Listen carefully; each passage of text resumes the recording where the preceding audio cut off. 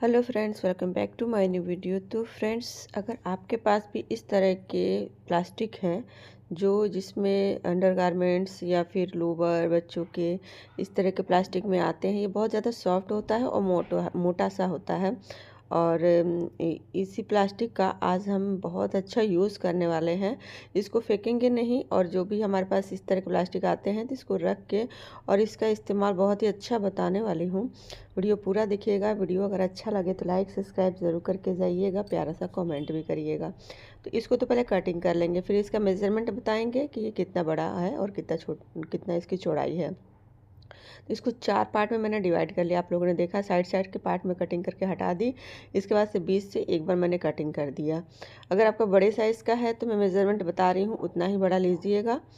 तो इसकी लंबाई है करीब 15 इंच होगी। यहाँ देखिए 12 से 13 इंच है, और चौड़ाई इसकी है 5 इंच, यानी इतना ही हमें लेना है। अब क्या करना है कि करीब 2 से 2.5 इंच चौड़ा कोई भी प्लेन या प्रिंटेड कपड़ा कटिंग कर लेंगे, और इसको इसकी ट्रांसपेरेंट जो शीट हमने कटिंग की थी उसके ऊपर रख के कुछ इस तरह से हमें सिलाई करना है। सिलाई करने के बाद आगे के हिस्से से इस तरह से करके आधा इंच अंदर करके हमें फोल्ड करके फिर से एक बार टॉप स्टिच दे देनी है। इस तरह से बहुत प्यारा सा इसका पैपिन बन जाएगा। तो ये काम हमें और जो 3 शीट बचे हैं उसमें भी करने हैं। तो लीजिए, हमने कर लिया है। अब क्या करना है, एक कपड़ा का टुकड़ा और लेना है जिसकी चौड़ाई है 13.5 इंच और जिसकी लंबाई है यहाँ पे 20 इंच। अब इसको हमने करना है साइड में। अब हम लेंगे प्लास्टिक, इस तरह का जो प्लास्टिक वाला जो शॉपिंग बैग होता है वो ले लेंगे, या तो फिर बुकरम शीट भी ले सकते हैं। इसको हमने इस तरह से कवर करके चारों तरफ से सिलाई दे देना है। नीचे वाला जो कपड़ा हमने लिया था उसमें हमने 2-2 इंच का मार्जिन दे दिया है। इसके बाद से हमने शीट को कुछ इस तरह से रखना है। यहाँ पे इस तरह से रखेंगे, ऊपर से 3 से 4 इंच छोड़ देंगे, फिर से इसको रखना स्टार्ट करेंगे। दोनों इस तरफ से पिनअप कर देंगे। अब हम दोनों तरफ से इस तरह से रखेंगे। अब क्या करना है, इस पे जहाँ हम सिलाई हमारी नीचे वाली ख़त्म हो रही है वहीं पे हम दूसरी वाली शीट को रखेंगे, ताकि सिलाई भी ढक जाए और दूसरी वाली शीट भी रख दें। इसको पिनअप कर देंगे, फिर से वही काम करना है। फिर से नीचे जहाँ तक सिलाई हमारी हुई है वहीं पे हमने इसको रखना है और कटिंग कर देना है। फिर चौथा शीट भी हम इसी तरह से रखेंगे। अब यहाँ पे चारों शीटें हमने रख दी है। अब हमें इसे सिलाई करना है। तो सिलाई कैसे करना है, चलिए मशीन की तरफ चलते हैं। तो हमने तीनों नीचे की शीटें निकाल दी, वो हमने सिर्फ बताने के लिए लगाया था, दिखाया था। अब ऊपर वाली जो शीट है उसको हम कुछ इस तरह से सिल लेंगे यू शेप में, यानी दोनों साइड तरह से और नीचे से इस तरह से सिल लेंगे। एक बार फिर से टर्न आएंगे।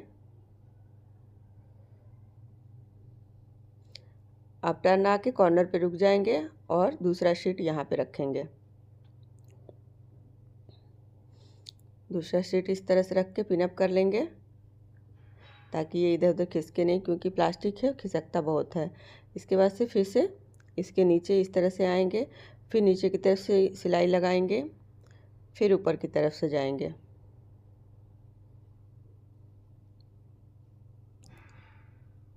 फिर ऊपर सिल के फिर यहाँ से टर्न हो जाएंगे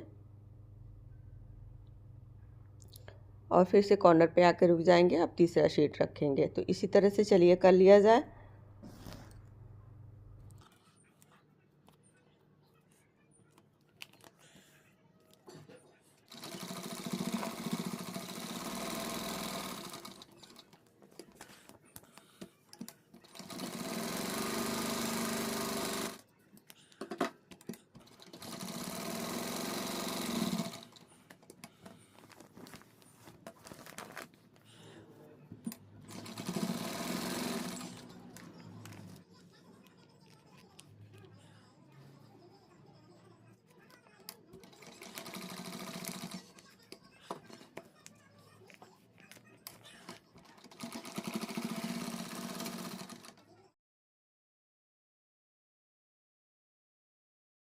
अब यहाँ पे नीचे हमने फाइनल सिलाई इसकी देनी है, और साइड से भी हमने सिल लिया था। अब हमने सिल लिया है इतना। अब इसे क्या करना है, जो साइड साइड से 2-2 इंच कपड़ा हमने छोड़ा था पहले तो इसको कर लेंगे, पहले हमने बीच में इसको डिवाइड करना है, क्योंकि हम ये बना रहे हैं ऑर्गेनाइज़र और इसमें बहुत सारे जेबें बन जाए, इसके लिए बीच में एक बार डिवाइड कर लेंगे। तो ये प्लास्टिक है, अगर ऐसे हम सिलाई करते हैं तो एक तो सिलाई करने में बहुत दिक्कत आएगी और दूसरा ये फट भी जाएगा। तो इसके ऊपर मैंने इस तरह से टिश्यू वाला जो लेस होता है वो रखा था। आप चाहें तो कोई भी साटन वाला भी लेस रख सकते हैं, या फिर ये वाला जो कपड़ा हमने लगाया था उसको भी रख सकते हैं। इसको इसके ऊपर से इस तरह से सिलाई लगा लेंगे, बीच से डिवाइड भी हो जाएगा, देखने में सुंदर भी लगेगा। अब जो 2 इंच कपड़ा हमने फोल्ड किया छोड़ा था साइड में, उसको हम कुछ इस तरह से आगे की तरफ से फोल्ड करके और सिलाई लगा देंगे ताकि एक अच्छी सी फिनिशिंग आ जाए और इसकी खूबसूरती और बढ़ जाए। तो इस तरह से दोनों तरफ से हमने करना है। और करने के बाद से इसके ऊपर से जो बीच में हमने लेस लगाया है ब्लू कलर का, उसको एक एक बार ज़रूर लगा दें ताकि इसकी सिलाई ढक जाए और देखने में इसकी खूबसूरती और भी निखर जाए। तो इधर से भी ऐसे ही करना है।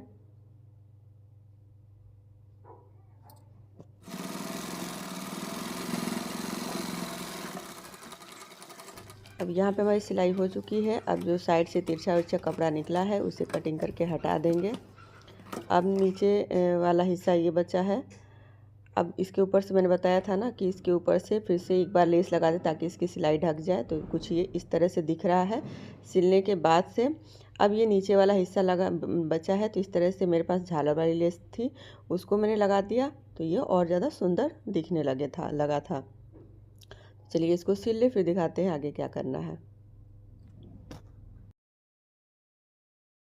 तो ये कुछ इस तरह से दिख रहा था। अब ये बचा है ऊपर वाला हिस्सा जो हैंगिंग के लिए बनाना है। तो ऊपर वाले हिस्सा मेरे को थोड़ा सा छोटा दिख रहा था, इसलिए मैंने 2 इंच का कपड़ा और इसमें इस तरह से ज्वाइंट कर दिया, क्योंकि मैंने ऊपर वाला कपड़ा थोड़ा सा मार्जिन 2 से 2.5 इंच दिया था। आप अगर कटिंग कर रहे हैं तो 2 से 2.5 इंच ना दे करके सीधे 4 से 4.5 इंच का मार्जिन दें, ताकि ये अलग से जोड़ना ना पड़े। तो मैंने तो ज्वाइंट करके इसका तरीका निकाल लिया था। अब इसको क्या करना है, एक हैंगर लेना है, वो हैंगर में हमने इस तरह से रखना हैंगर को, और ये कपड़ा को इस तरह से करके यहाँ पे एक सिलाई चला देनी है। तो सिलाई चलाने से पहले मैंने यहाँ पे पहले पिनअप कर लिया था कहाँ कहाँ कैसे कैसे ये जाएगा। तो पिनअप करके और फिर मैंने यहाँ पे सिलाई चला दी थी। ये बहुत ही प्यारा सा ऑर्गेनाइज़र यहाँ पे बन के मेरा रेडी हुआ था, बहुत ही सुंदर। इसमें आप कुछ भी रख सकते हैं, सिलाई से जुड़ी हुई चीज़ें रख सकते हैं, मेकअप से जुड़ी हुई चीज़ें रख सकते हैं, बिंदी वगैरह रख सकते हैं। ये छोटे छोटे अगर मिलते हैं बच्चों की फीस वाले जो वो होते हैं, या फिर कोई भी इम्पोर्टेंट चीज़ होती है इसके अंदर हम रख सकते हैं। और बहुत ही प्यारा लग रहा था देखने में। तो कैसा लगा आपको ये आज का वीडियो ज़रूर बताइएगा। वीडियो थोड़ा भी अगर यूज़फुल लगा हो तो लाइक ज़रूर करिएगा। चैनल पर अगर नए देखो चैनल को सब्सक्राइब भी ज़रूर करें। मिलते हैं नेक्स्ट वीडियो के साथ में, तब तक के लिए bye bye, see you again, Radhe Radhe.